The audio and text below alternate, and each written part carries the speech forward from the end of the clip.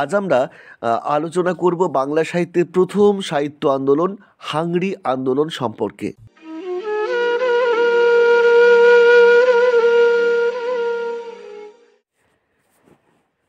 Malay Roychowdhury hungry শব্দটি গ্রহণ করেছিলেন ইংরেজ কবি জিওফ্রে চসারের in the sour hungry time বাক্যটি থেকে।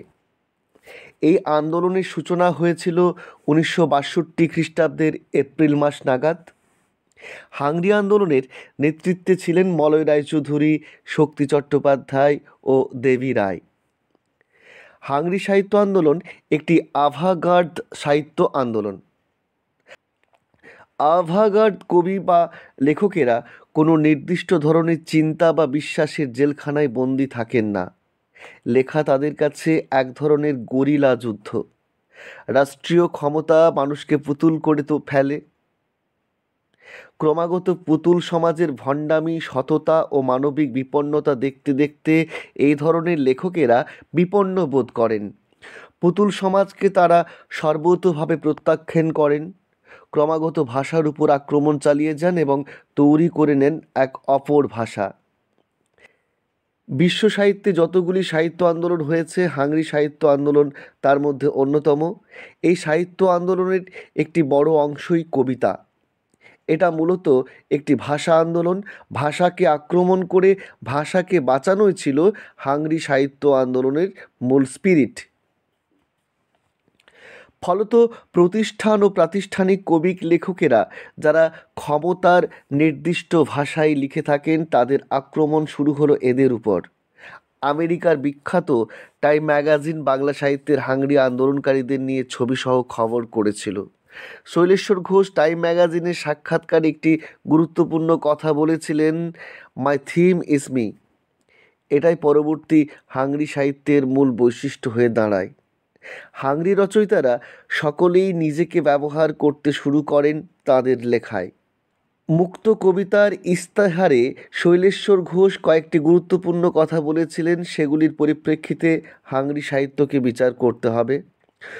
সমস্ত ভণ্ডামির চেহারা মেলে ধরা, শিল্প নামক তথাকথিত ভুসিমালে বিশ্বাস না করা, আপাতমস্তক কেবল নিজেকেই ব্যবহার করা, এস্টাবলিশমেন্টের চাকর না হওয়া, যে কোনো প্রতিষ্ঠানকে ঘৃণা করা, সত্যকে সরাসরি বলা, যুক্তির স্তর পার হয়ে গিয়ে দ্রষ্টা হিসেবে জীবনকে দেখা ও প্রকাশ করা, সাধারণ কথ্য ভাষাকে দুমড়ে মুচড়ে ব্যবহার করা, অভিজ্ঞতা ছাড়া সত্যকে ধরবার কোনো উপায় নেই বলেই এরা বিশ্বাস করেন। শুদ্ধ বুদ্ধি জীবন সত্যকে ধরতে পারে না। সমাজ যেসব শব্দকে অশ্লীল বলে বর্জন করে এবং যে চিন্তাকে দূষণীয় বলে ধিক্কার দেয়, তার মধ্যেই লুকিয়ে থাকে সমসাময়িক জীবনের অনেক সত্য। সেগুলিকে ব্যবহার করার কথা বলেছেন হাংরিরা। অস্তিত্বের গোপনতম প্রদেশে লুকানো যা কিছু ক্রমাগত মানুষকে মিথ্যের দিকে নিয়ে যায়, মুখোশের দিকে নিয়ে যায়, তাকে প্রকাশ করা, জীবনের ভয়ানক রিলেশনগুলির প্রকাশ করা, চেতনাকে অরাজক করে তুলে বুদ্ধির জগতের বাইরে গিয়ে বোধের জগতে পৌঁছে যাওয়া, মধ্যবিত্তের রুচি ও মূল্যবোধকে অস্বীকার করা, মৃত্যু আর যৌনতা যা মানুষের সমস্ত স্বাধীনতা কেড়ে নেয়, লেখায় সেই রুদ্ধ চেতনাকে মুক্তি দিয়ে পুনরায় স্বাধীনতা ফিরে পাওয়া, অবসেশনগুলিকে লেখায় মুক্তি দিতে হবে, জীবনকে ত্যাগ করে নয়, জীবনের কাদামাটি অশ্লীলতার মধ্যে ডুবে গিয়ে আবার বেরিয়ে আসা, জীবনবিরোধী এই সভ্যতায় নিজেকে করে তুলতে হবে প্রতিবাদের প্রতীক, বুর্জোয়া সুখ ও সিকিউরিটি বর্জন করতে হবে। এই সাহিত্য আন্দোলনের একেবারে প্রাথমিক পর্ব থেকে কবিতা লিখেছেন প্রদীপ চৌধুরী, শুভ আচার্য, শৈলেশ্বর ঘোষ। এর একটু পরে ফাল্গুনী রায়, অরুণেশ ঘোষ। আজ এ কথা জোরের সঙ্গে বলার সময় এসেছে যে এরা সকলেই প্রতিভাধর। শুধু এদের মধ্যে কেন, সমগ্র বাংলা কবিতার সঠিক ইতিহাস রচিত হলে শৈলেশ্বর গুরুত্বপূর্ণ স্থান পাবেন, এ বিষয়ে কোনো সন্দেহের অবকাশ নেই। গদ্যকার হিসেবে শক্তিশালী বাসুদেব দাশগুপ্ত ও সুভাষ ঘোষ বিশেষ গুরুত্বপূর্ণ। বাসুদেব বাংলা গদ্যের প্রচলিত রীতিনীতি ভেঙে দিয়েছিলেন। বাসুদেব তার গদ্যে স্বপ্নের ভাষা ব্যবহার করেছেন।